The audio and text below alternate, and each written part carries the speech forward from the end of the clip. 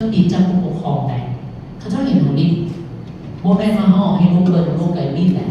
คือลูกพอเองนะเดี๋ยวนี้2 ปีขั้นพ่อแม่จับนี่นะแน่นอนซองเบิ้ง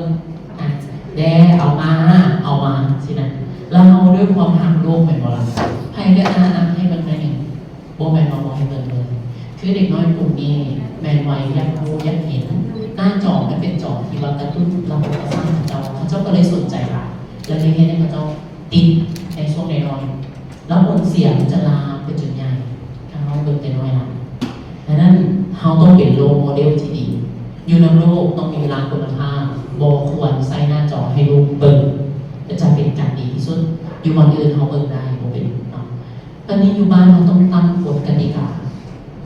โบแมนสิ่งที่ควรเห็นแมนต่างจากทุกอย่างสมมติลูกคนเดียวหลานคนเดียวหลานคนแรกลูกผู้ชายเอาแหละอย่ามาเป็นลูกของผู้ปกครองทุกคนลูกเราเองกระหลานชายคนเดียวเพิ่นสิเป็นกระหาปลาสิคันให้ไม่หนึ่งแลนมาเอาละห้องไม่หนึ่งแลนมาเอาละพอจะป้าสิให้กันได้เครื่องละอันนี้โบนี่เห็นแบบปกติเราต้องให้ได้ไหมกฎกติกาให้ชัดเจนและการให้สม่ำเสมอในวัย3-6 ปีนะข้าเจ้าโบได้เข้าใจมาทุกอย่างสมมติกินขนมนี่นะไปห้างขนมนี้บางคนเอาจะกัน3บางคนเอา2บางคนเอา4เอา5เป็นตู้เป็นอะไรซัพพอร์ตได้อย่างนี้ประสบเอาเรื่องเอาเรื่องบ่ได้เขาสร้างนิสัยให้เราทันทีแบบนั้นเขาต้องเห็นอะไรเขามาตั้งกฎกติกาลูกเอาแค่อันเดียวเรียกว่าเราเข้าใจภาษาแล้วเด็กได้อันเดียวลูกอันเดียวคือเอาอย่างจะได้ไหมอันเดียวอันนี้เป็นการสร้างระเบียบวินัยและเป็นการปรับพฤติกรรมให้ลูกรู้ว่าเจ้าต้องมีลิมิตของเจ้าโดยการคือควบคุมอารมณ์ควบคุมพฤติกรรมในตัวดังนั้นโมเป็นการรับเข้าไปโมเป็นโมมีเงินจ่ายให้นี้แต่เขาสร้างระเบียบมีลูกเพื่อมาให้ลูกรู้จักว่าขั้นต่อไปเวลาเราใหญ่แต่เราจะควบคุมอารมณ์ได้การฝึกเด็กพวกนี้นะต้องฝึกในช่วง3-6 ปีเพราะว่าจะเป็นผู้ใหญ่ในอนาคตที่เนาะดังนั้นการจัดการต่างๆนะ1ห้ามเปรียบเทียบกับลูกคนอื่น2เขาต้องเป็นโมเดลที่ดีให้เขาเจ้าจะสามารถเรียนรู้สิ่งที่ดีนะครับอันที่3กฎเกณฑ์กติกาอยู่บ้านต้องรู้ห้ามตามใจกันเลยนี่เนาะโดยเฉพาะตัวเป็นตัวสุดเลยอันนี้นะสิ่งที่เราต้องเซฟยังไงในการมีวงเล็กน้อยไว้3-6 ปีแล้วการคือในการจัดการเวลาสื่อสารกับเด็กน้อยกลุ่มนี้สื่อสารงานแบบเด็กน้อย3-6 ปีโบเป็นเรื่องงานเขาเจ้ามองเห็นเด็กเขาเจ้าบอกโบฟังให้3 ปีสักพอเสียอะไรคือสลายการเชื่อมสารสัมพันธ์กับเด็กน้อยพวกนี้นะเขาต้องมีอะไรสงบต้องมีลูกดีอยู่อารวาสใช่กันซ้อมแม่ลูกไปบอกคือเราต้องเป็นคนที่สงบก่อนเพราะว่าการจัดการกับเด็กน้อยกลุ่มนี้สมมติเวลาเด็กน้อยจะสลายเขาใส่คำศัพท์พฤติกรรมอะไรเวลาเขาเข้าใจบอกเป็นอย่างที่ดื้อแหละคือมันเก่าเนี่ยเห็นว่าเด็กน้อยเห็นเพราะเป็นพฤติกรรมที่บางอย่างไม่อาจจะเขาต้องตั้งอะไรพฤติกรรมเขาเจ้าไปให้ฉันรู้ตรงนั้นดังนั้นการที่มาเราเรียนได้เนี่ยแล้วเราได้สิ่งของนะเขาปล่อยให้ไปก่อนแล้วเขาบอกเราคล้ายๆว่าเขามีเข้าใจเราพอพูดได้ว่าลูกให้ดูลูกเคียนไม่พอบางอะไรคือพูดแล้วมันจะเคียนเจ้าให้รวมโมเปนให้แล้วมันจะห้องเงินคล้ายๆว่าเขาตื่นสติเราได้ว่าอย่าสูดลมเคลื่อนอย่าสูดติดคนนั้นคนนี้เพราะว่าอารมณ์เขาเจ้าควบคุมไม่ได้ใน3-6 ปีมันเป็นพฤติกรรมของเด็กน้อยอยู่แล้วดังนั้นในการจัดการมันปล่อยห้ามเข้าไปกระตุ้นตามใจอันที่2ก็สมมติว่ามีสิ่งของที่เรายังได้อยู่สมมติเราคัดบ่ได้น้องจากสถานที่นั้นไปก่อนแล้วปล่อยเอาให้เป็นการทรมานเด็กได้มันเป็นการที่เราเรียนรู้อารมณ์เด็กน้อยถ้าเราไม่ตามใจปุ๊บเท่านี้ค่อยคัดไปให้เราไม่ได้เกือบเมื่อต่อไปอีก10 มื้อค่อยจะคัดอีกเดือนนึงค่อยจะคัดอีก10 ปีข้างหน้าค่อยจะให้เราได้เกือบ พอค่อยติดนิสัยที่มันเต็มน้อยแต่ไม่ได้โกงมันข้างให้เราจะอะไรเกิดแต่จะไม่ปรับอารมณ์ของเจ้าเองเจ้าเรียนรู้อารมณ์ของเจ้ามาเจ้าให้เจ้าอะไรเกิดดังนั้นเราต้องเข้าใจว่าเราต้องใจเย็นห้ามใจอารมณ์กับเจ้าเนาะโอ้บรรลุเป็นเสียใจโอ้บรรลุเป็นผมพอใจเจ้ามีเงินห้าอยู่นี่รู้เมื่อยรู้พอแล้วรู้กลับมาหาเขามาเป็นการที่ว่ากระตุ้นพัฒนาการแบบการ positive finding เขามาการกระตุ้นเชิงบวกเขามาการหักรูปแบบเชิงบวกการแบบโบมีปัญหาโบให้โบดาโบตีบางคนนี่โบได้คาดเอาเครื่องส่วนใหญ่แล้ว30%ซะยังได้ลดอยู่เงินมีแล้วแต่ยังไม่ได้โยฝ่ามือใส่อันนี้เป็นการสร้างโครงเรียนให้เด็กน้อยดังนั้นบทบทเห็นการตีการให้การด่าการเบ้าแหงอันที่เราพยายามดูพอหรืออาจจะเป็นลักษณะการปล่อยให้เด็กน้อยเห็นหัวลงแล้วคอยกระตุ้นในการสอนลูกแล้วก็นี่เราจะฝึกเด็กน้อยพวกนี้ได้เท่าไหร่เนาะเราต้องฝึกอย่างอันที่สำคัญสุดเคยได้ยินคำว่า EF บอก EF เป็นอันหนึ่งที่มาต้องได้ฝึกในเด็กน้อยที่มามีพัฒนาการทุกคนถ้าอยากให้เด็กน้อยมีการควบคุมอารมณ์ควบคุมพฤติกรรมได้ดีเขาเรียกว่าเป็น exclusive function EF นี่เป็นสิ่งที่สำคัญที่สุดก่อนเราสิเป็นผู้ใหญ่ได้ทุกวันนี้เราฝึก EF ในตัวเราตั้งแต่น้อยเรารู้ตัวเพราะมันโมเมนต์ว่าต้องไปตามหลักการชัดเจนเขามาการฝึกระเบียบวินัยบอกเองดังนั้นเราต้องเปิดว่าคนใดที่มีเกิดจากครอบครัวที่มีระเบียบวินัยกับเด็กน้อยที่เกิดจากครอบครัวที่บ่มีระเบียบวินัยต่างกันเพราะโมเดลที่ดีแม่นเราต้องพูดคำว่า EF หรือว่า exclusive function ตัวนี้เป็นตัวสำคัญที่สุดในการฝึกเด็กน้อยในแรกเลยคำว่า EF เป็นอย่าง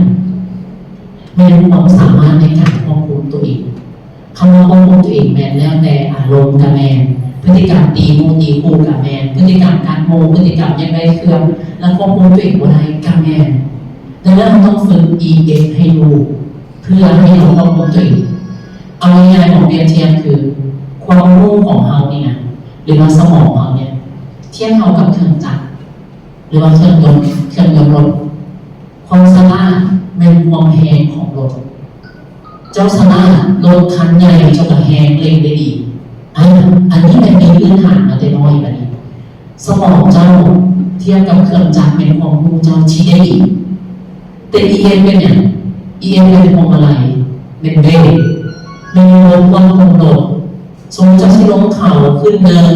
เจ้าโบมีเบรกเครื่องเจ้าแฮงเครื่องเจ้าดีเจ้าไปบ่ได้ EF คือการควบคุมอารมณ์ควบคุมพฤติกรรมและเป็นการที่ว่าจะควบคุมพฤติกรรมในการที่ว่าแยกได้พฤติกรรมการล้อพฤติกรรมการเรียนรู้ต่างๆอันนี้เป็น EF ตรงนี้เนาะดังนั้นเด็กน้อยที่มีเครื่องจักรดีที่บอกว่านี่แหละแต่ระบบควบคุมก็ดีเป็นอะไรนะเห็นว่าข่าวล่าสุดที่อยู่ไทยขี่รถตามครูบาEF ดีบอกไม่ได้ยินพ่อเนี่ยเขาจะเป็นเด็กพิเศษเด็กกลุ่มนี้เป็นเด็กที่มาเขาเด็กกลุ่มออทิสติกแต่เราต้องเด็กรุ่นดีตามแบบโดมิโนไปเลย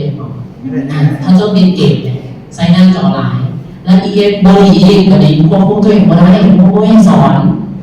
พูดแต่ว่าเขาติดรถได้แล้วเขาไปได้ไปเลยเขาเป็นพวกวันจอดอันนี้เราเรียกว่าการควบคุมความคิดมาได้การเรียนรู้ดีระบบควบคุมโดีโบว์มาเก็ตได้เรียนก็ได้อันนี้เป็นการฝึกเองดังนั้นคือนี่แหละบอกผู้ว่าต้องเห็นเรียนบ้างแต่ไม่ยังเองได้เดี๋ยวนี้นั่นต่อมาผู้ว่าสิตีมูห้ามตัวเด็กเองตีอย่างสิตีเขาไม่รู้เขาเป็นมาแนวสิเป็นตีกันที่เองห้ามเองเห็นเขาเป็นระบบควบคุมบดีเองก็ได้นะดังนั้นคำสรุปย่อแฝง EF เป็นความสลาดแต่มันเป็นการที่ว่าจะเอาเรื่องความสามารถเด็กน้อยที่จะควบคุมอารมณ์ตัวเองได้ดังนั้นการฝึกพวกนี้มันมีจำกัดเด็กน้อยพื้นฐาน3 ปีเขาฝึกอยู่3 อย่างอย่างที่1เป็นอย่าง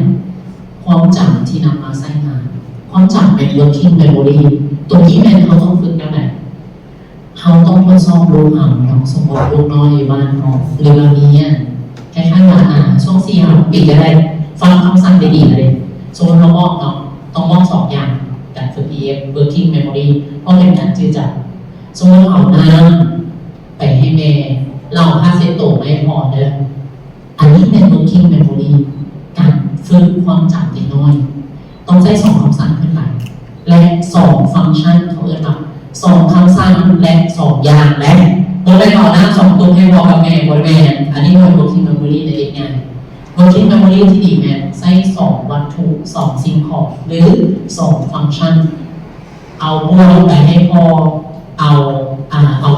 คนอ่านเลยสมมติเอาจานเข้าไปไว้บนล่างช่วยและจับไม่พวกเงินมาให้พออยู่หน้าบ้านอันนี้เป็นการฝึก working memory ให้เด็กน้อยพวกนี้มีความจำที่แบบว่าจืดหรือว่าเห็นต่างเขาได้ดีช่วง3 ปีเขาต้องเน้นฝึก2 คำสั่งฝึกแบบนี้จะได้ working memory ตัวแรกใน EF ที่ดีตัวที่2คืออันนี้การยับยั้งชั่งใจ inhibit อันนี้เป็นตัวที่ควบคุมยากที่สุดในการยับยั้งชั่งใจสมมติเนาะการฝึกพวกนี้เราต้องมีอะไรเห็นไหมคือพวกที่หมอให้ขนมเนาะบางคนนี่มันจะมีการ์ตูนหนึ่งหมอก็ได้โหลดมาเป็นมัชเมลโล่เป็นขนมเอามาให้เด็กน้อยนะใส่จานมาเรามาทดสอบเด็กน้อยดูว่ามีอยู่5 อันเด็กน้อย5 คนแล้วครูบอกคันรอหน้าครูกลับมาได้อีก10 นาทีแล้วสิได้เพิ่มอีกคนละถ้าใครเห็นได้อันนี้แหละเขาเป็นการฝึกลองซึ่งมาใน5 คนนั้นเด็กได้2 คนพอไม่ยากนะค่อยสิกินได้เดียวก็ได้กินแต่ว่าพวกที่กลับมาหลังจากครูกลับมา10 นาทีได้เห็นเลยแสดงว่าเขาเจ้าเรียนฝึกรู้ว่ารอแล้วเจ้าได้สิ่งของที่หลายขึ้นรอแล้วสิ่งของที่เจ้าอยากได้นั้นจะได้หลายเขาต้องฝึกแบบนั้นเนาะสมมติลูกยังได้ขนม2 อันลูกต้องเห็นก่อนสมมติเราแล้วแต่สมมติเราตอนเช้ากับตอนแรงจะได้เด้อตอนคันลูกบอกตอนเช้าตอนแรงลูกได้2 อันแล้วแต่ที่สอนเพื่อเป็นการลองเบสและการบริหารจัดน้องเธออันนี้เป็นการสอนพื้นฐานของการยับยั้งชั่งใจเนาะสมมติได้อันนี้วัฒนธรรมบ้านเราเป็นอะไรให้เนาะบ่ได้เมื่ออื่นจะมาเอาได้บอกเมื่อนี้พอมีเงินเมื่อนี้แม่บ่ได้ถือเงินมาเป็นการฝึกลองว่าเมื่ออื่นเจ้าอดทนจนจะได้ขั้นเช้าเมื่อนี้เป็นบ่ได้เลยหรือขั้นเอาเมื่อนี้ได้อันเดียวเมื่ออื่นแม่ซื้อให้2 อันอันนี้เป็นการฝึกควบคุมอารมณ์ตัวเองในอินฮิบิตดังนั้นเราลองเอาไปนำใช้กันถ้ายังให้รู้ EFD ตัวที่3ให้การฝึกยืดหยุ่นทางความคิดยืดหยุ่นแมนเขาเอิ้นว่าโบให้ flexible คำว่า flexible เป็นการยืดติดเกิดไปสมมติเรามาขนมอันนี้แล้วเรากินได้อันเดียวเขาพยายามโบให้เห็นคล้ายๆมาให้ยืดหยุ่นล่างหลายเนาะหรือของลิ้นประเภทนี้เราลิ้นหลายเกินไปมันยืดติดเกิดไปโบได้เขาต้องฝึกยืดหยุ่นสมมติว่าเอาง่ายๆสมมติ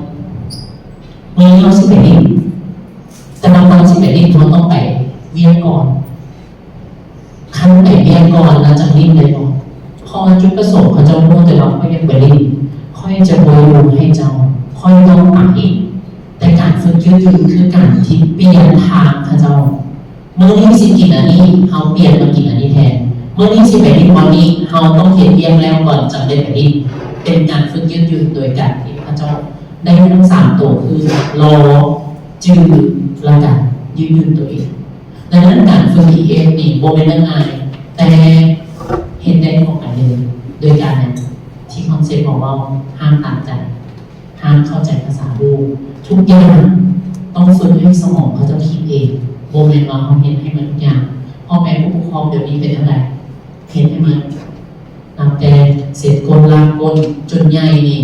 สั่งเครื่องแต่ยังโบเป็นบางคนตั้งเครื่องก็โบเป็นนอนลิ้นเกมพ่อแม่สั่งเครื่องให้สบายอยู่เงิน